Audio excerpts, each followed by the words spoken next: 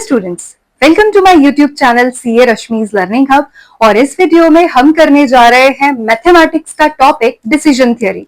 Decision theory में EMV expected monetary value criteria के base पे कैसे हमें डिसीजन लेना होता है वो हम देखेंगे एक क्वेश्चन के थ्रू इस वीडियो में। तो चलिए स्टार्ट करते हैं क्वेश्चन। तो ये रहा question. Given the pay of matrix, आपको ये ना पे ऑफ मैट्रिक्स दी हुई है। Solve the decision problem using EMV criteria. आपको ईएमवी लगा के, ईएमवी क्या है? Expected monetary value. मतलब ये जितने, ये देखो आपके कोर्स ऑफ एक्शन 3 है, पी क्यू आर। ये तीनों कोर्स ऑफ एक्शन में से आपको बेस्ट एक्शन सिलेक्ट करना है कि आप पी सिलेक्ट करोगे, क्यू सिलेक्ट करोगे या फिर आर सिलेक्ट करोगे। आपको ये डिसीजन लेना है, ठीक है। तो आपको देखो इसमें क्या क्या गिवन है। States of nature, states of nature को आप कह सकते हो सिचुएशंस। क्या क्या सिचुएशंस है यहाँ पे? जैसे E1, E2, E3, ये 3 सिचुएशन है और इन तीनों की ही प्रोबेबिलिटी गिवन है। E1 होने का क्या चांस है? 0.5। E2 की प्रोबेबिलिटी क्या है? 0.4। E3 की प्रोबेबिलिटी क्या है? 0.1। तीनों की प्रोबेबिलिटी गिवन है। कोर्स ऑफ एक्शन हमें P ऑप्ट करना है, Q ऑप्ट करना है या R ऑप्ट करना है, ये हमें डिसीजन लेना है। तो वो डिसीजन हम कैसे लेते हैं? हम क्या करेंगे, जैसे P है तो P के जो तीनों स्टेट्स है ना, 15, 14 और 10, उनको अपनी अपनी प्रोबेबिलिटी से मल्टीप्लाई करेंगे। मतलब कि P हम अगर ऑप्ट करते हैं तो उसका रिजल्ट 15 आएगा, उसकी मॉनेटरी वैल्यू 15 होगी, इसका चांस है 0.5। 14 होगी, उसका चांस है 0.4 और 10 होगी, उसका चांस है 0.1। तो हमें क्या करना है? सिंपल क्वेश्चन में क्या करना है, ये जो स्टेट्स ऑफ नेचर है ना, ये जो वैल्यू है E1, E2, E3, इनको अपनी अपनी प्रोबेबिलिटी से मल्टीप्लाई करेंगे और प्लस करके उसकी मॉनेटरी वैल्यू निकाल लेंगे, मतलब ईएमवी निकाल लेंगे। जैसे P की ईएमवी निकाली वैसे Q की ईएमवी निकालेंगे, वैसे ही R की ईएमवी निकालेंगे। और तीनों की ईएमवी फाइंड आउट करने के बाद जिसका ईएमवी ज्यादा वो हमारा आंसर। तो वो हमें इस क्वेश्चन में करना है, ठीक है। तो अब ये क्वेश्चन जब सॉल्व करेंगे तो आपको और अच्छे से क्लैरिटी आएगी। चलिए क्वेश्चन का सॉल्यूशन देखते हैं। चलिए देखते हैं सॉल्यूशन।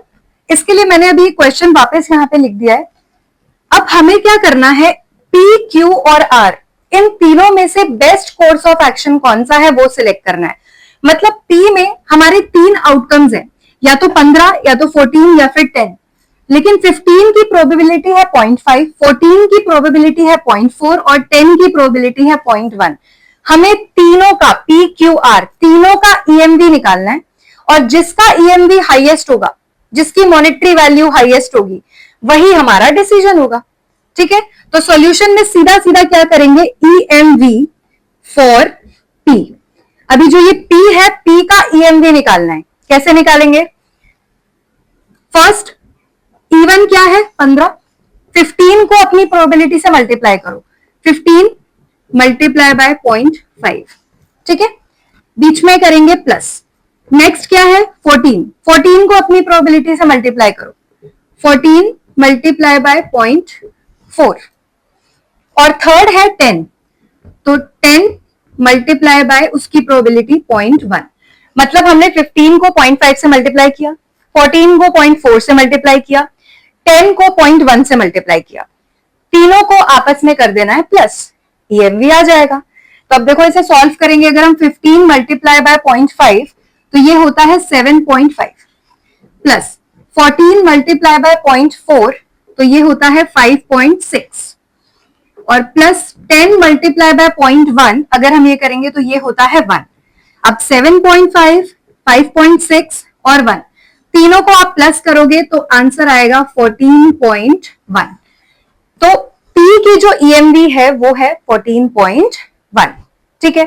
जैसे P का निकाला ऐसे ही Q का निकालना है, ऐसे ही R का निकालना है, और तीनों में से जो हाईएस्ट होगा वही आंसर है।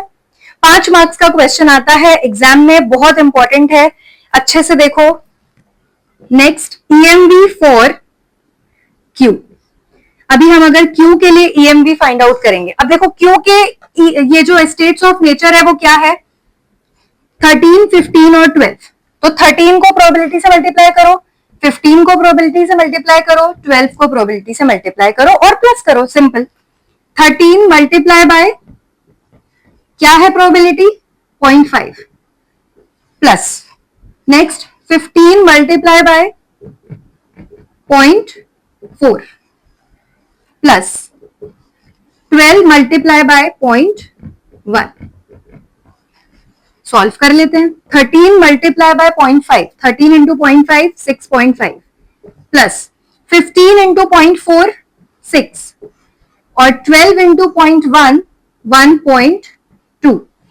जब आप इन तीनों को प्लस करोगे तो ये आ जाएगा 13.7। ठीक है, तो ये आ गई EMV फॉर Q। अब आप देखो P और Q में P ज्यादा है, Q का कम है, तो इन दोनों में अगर सिलेक्ट करना होता तो हम P सिलेक्ट करते, लेकिन अभी R को भी देख लेते हैं और तीनों में जो मैक्सिमम होगा EMV वही हमारा डिसीजन होगा। ठीक है, देखते हैं EMV फॉर R।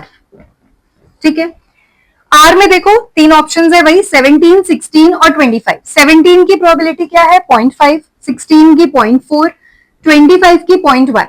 तो वही same 17 multiply by 0.5 plus 16 multiply by 0.4 plus 25 multiply by 0.1। 17 को आप 0.5 से मल्टीप्लाई करोगे तो आएगा 8.5 प्लस 16 को 0.4 से मल्टीप्लाई करोगे आएगा 6.4 प्लस 25 इंटू 0.1 करेंगे 2.5। जब हम इन तीनों को प्लस करेंगे तो आएगा 17.4। अब देखो P का EMV क्या है, P का एक्सपेक्टेड मॉनेटरी वैल्यू क्या है 14.1, Q का क्या है 13.7 और R का क्या है 17.4। तीनों में से हाईएस्ट क्या है 17.4। तो हम सिलेक्ट करेंगे कौन सा कोर्स ऑफ एक्शन R। तो हम क्या सिलेक्ट करेंगे, therefore course of action R will be selected. क्यों सिलेक्ट किया है, क्योंकि उसका हाईएस्ट EMV है जो कि है 17.4। राइट, तो ये था EMV के ऊपर क्वेश्चन डिसीजन थियोरी का कि कैसे हमको डिसीजन लेना होता है। 5 मार्क्स का क्वेश्चन आता है मैथमेटिकल टेक्निक्स का। तो आई होप आपको ये समझ में आया होगा। अगर आपको वीडियो अच्छी लगी हो तो वीडियो को लाइक जरूर कीजिए, अपने फ्रेंड्स के साथ शेयर कीजिए और चैनल को सब्सक्राइब करना मत भूलिएगा। Thank you so much.